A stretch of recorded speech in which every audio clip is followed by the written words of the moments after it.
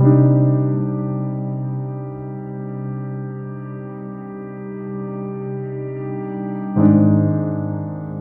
weekend, the U.S. government gave up control of the so-called Internet Address Book.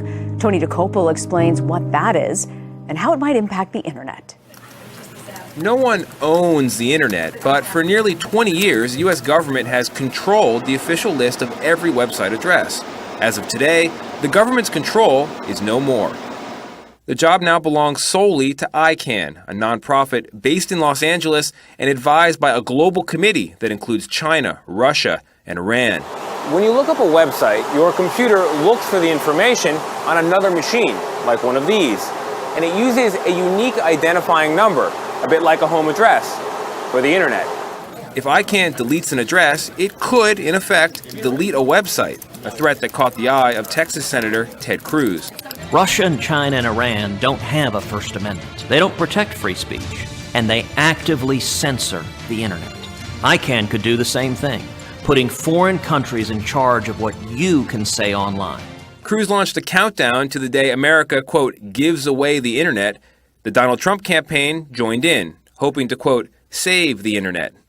But in a statement, ICANN's board chair, Stephen Crocker, praised his group's inclusion of all voices and said the fear is misplaced. Well, the Facebook police have officially blocked at least 100,000, quote, hate posts by the German people in just 1 month. Virginia Hale for Breitbart reports that Facebook revealed that within the last month, it deleted 100,000 posts by German users for containing hate.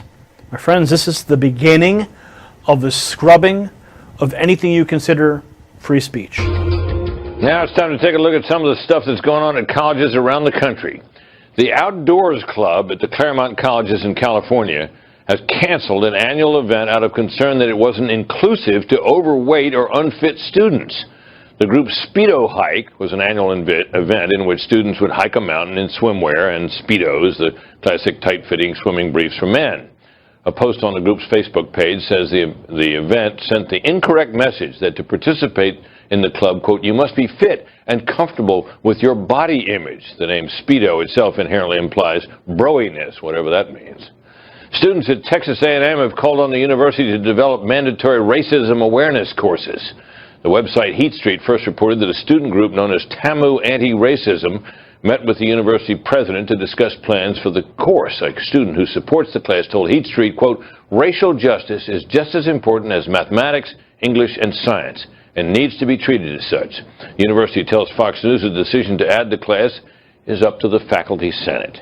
Students who want to write chalk message on the campus of Appalachian State University will find that they're apparently not protected by the First Amendment.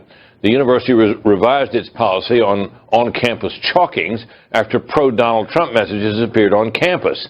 The website Campus Reform, which covers college news, published pictures of the chalkings online. The university website now says, quote, permission to chalk is limited to recognized student organizations and university departments, end quote. In an email to students published by Campus Reform, the university chancellor Sherry Everett said, free speech is encouraged, quote, but, quote, university administrators can support free speech while also taking a stand. The university tells Fox News that the rule change did follow the pro-Trump chalkings, but there were other chalkings as well. NBA star blatantly disrespecting our West Point cadets. Joakim Noah of New York Knicks skipping the team's annual training camp dinner at the academy because it conflicts with his anti-war views. Noah saying in part, I have a lot of respect for the kids who are out here fighting, but it's hard for me to understand why we have to go to war, why kids have to kill kids around the world. The White House wants a new racial category for people from the Middle East and North Africa. Right now, people from that area of the world are considered white, according to the U.S. Census data. If the proposal is approved, a new race category could be on government forms as early as 2020. The new category would be called MENA and would cover those from countries in those two regions. The move is over 70 years in the making. In 1944, the U.S. government designated MENA Americans as white. At the time, it was thought of as a good thing. Until 1952, only people considered white could become citizens. But then the designation became troublesome. The MENA American population grew and became more diverse, but a unique identity didn't come along with it. Many people believe the additional category could help curb discrimination in the workplace and in obtaining housing, grants, and loans.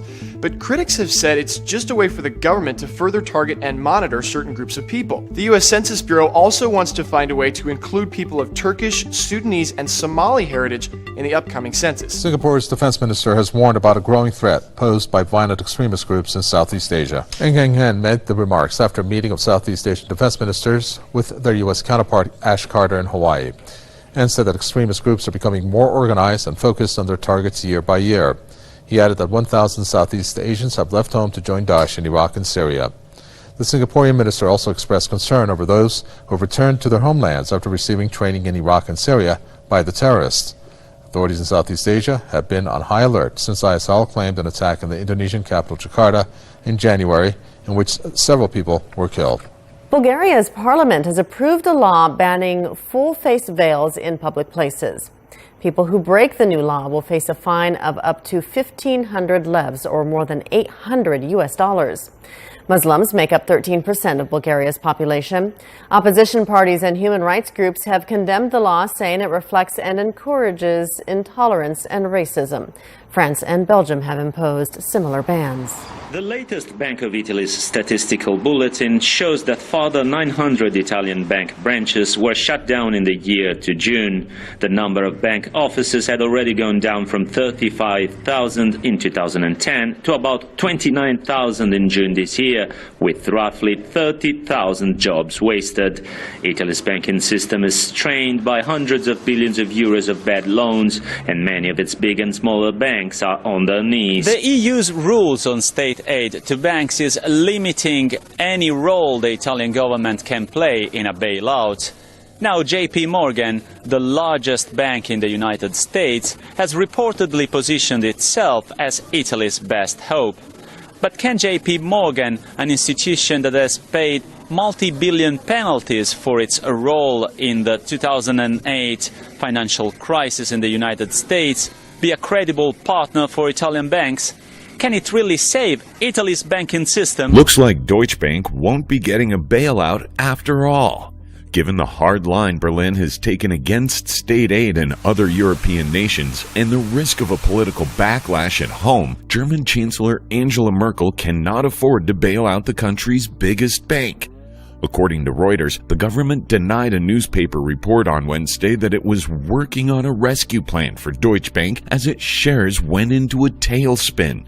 The plunge in share price was fueled by U.S. Department of Justice demand for a settlement of up to $14 billion for mis-selling mortgage-backed securities before the Great Recession of 2007. Well, the bank run has begun. Deutsche Bank hedge fund clients are now withdrawing excess amounts of cash. That's according to Zero Hedge. They are reporting that Deutsche Bank concerns just went to 11 as Bloomberg reports. A number of funds that clear derivatives trades with Deutsche Bank AG have withdrawn some excess cash, and positions held at the lender is a sign of counterparties mounting concerns about doing business with Europe's largest investment bank. Iran's Revolutionary Guard says it has built a new attack drone. The commander of the Guard's aerospace division says it's a long-range drone capable of carrying 4 smart bombs to strike targets with high precision. Iran reported in 2011 that it had captured an RQ-170 drone. It says it reverse engineered the drone in 2013 to form the basis of its new unmanned aircraft. Iran's Supreme National Security Council says this will significantly add to Iran's power of deterrence.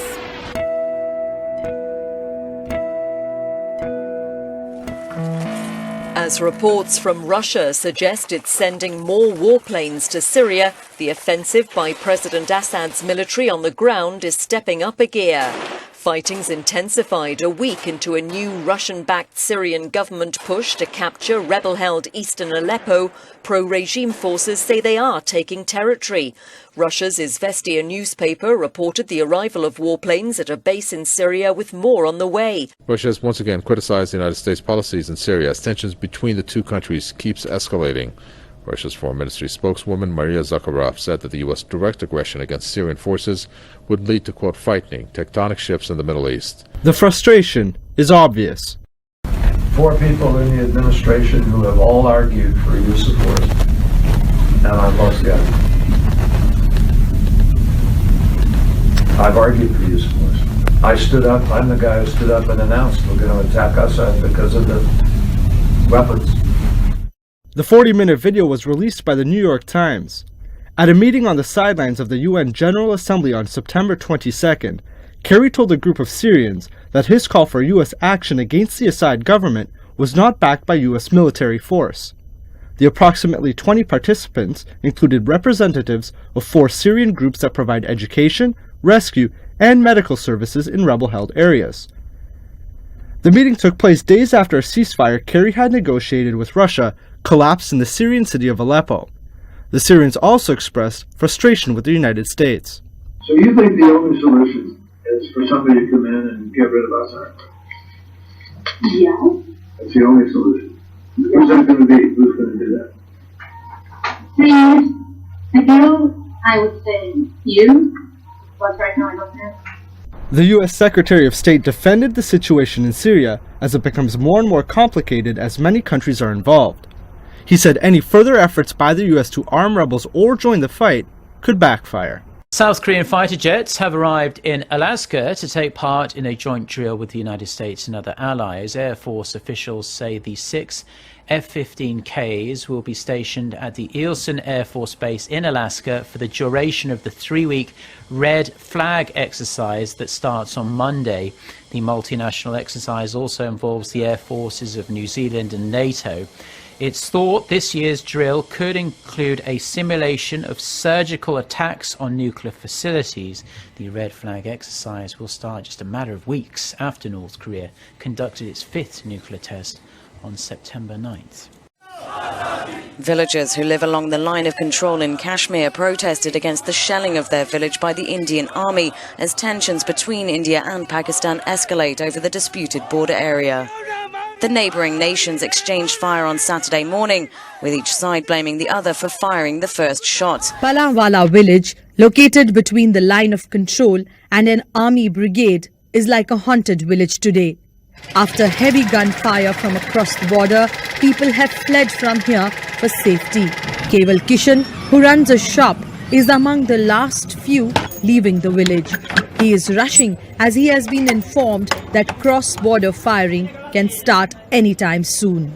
The city hospitals are taking all necessary steps to deal with any eventuality.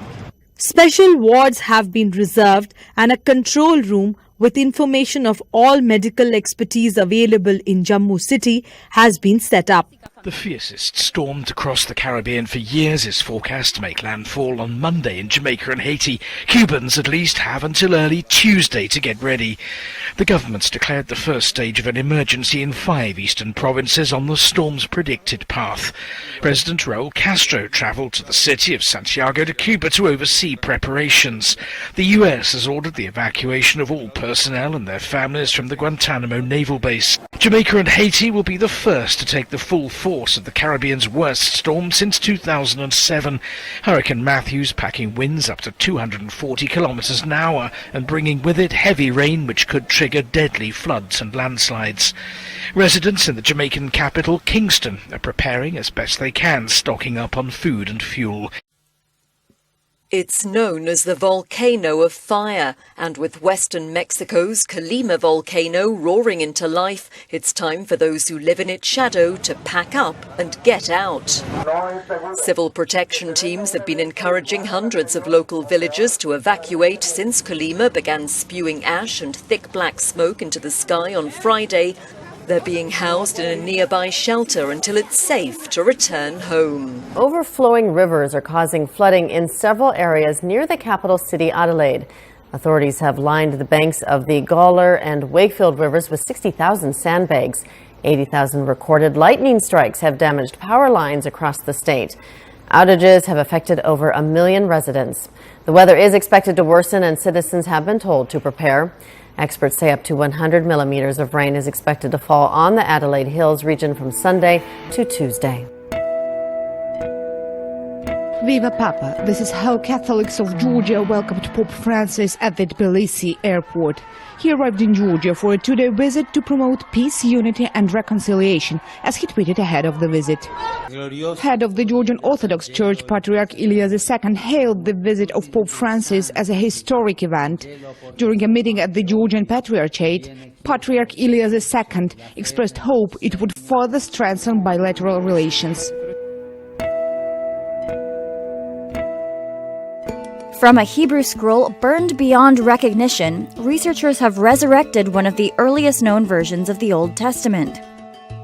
They used a new digital reconstruction technique that they believe may be invaluable in revealing words from other previously unreadable finds. In research published in Science Advances, computer analysts at the University of Kentucky in Lexington virtually unwrapped a roll of parchment that had been reduced to a lump of charcoal in a burning synagogue 1,500 years ago, without ever actually touching the artifact. First, we capture the 3D shape of the layers of the scroll in a process called segmentation. On the left side of the screen, the software moves through the scroll, image by image, tracing the shape of a single scroll wrap. On the right, we see the 3D model that this produces. Next, we extract the ink from the data in a process called texturing, revealing the text on the scroll. However, because the surface is curved, it's difficult to read all of the text from one viewpoint. The flattening stage of our pipeline converts this textured 3D surface into a flat plane so that the text can be more easily read. To produce the best results, these 3 steps must be performed on one small section of the scroll at a time. Each section is then merged together, producing a single consolidated image that shows the full text, that turned out to be verses from the book of Leviticus. Religious scholars in Israel who analyzed the text said it's the earliest known copy of a central book of the Torah exhumed from a holy ark, one that's identical to the text printed in most versions of the Hebrew Bible today. The scientists plan to make this digital reconstruction technique freely available, which may prove useful for forensic experts and intelligence agencies looking to recover words from texts damaged by fire or shredding.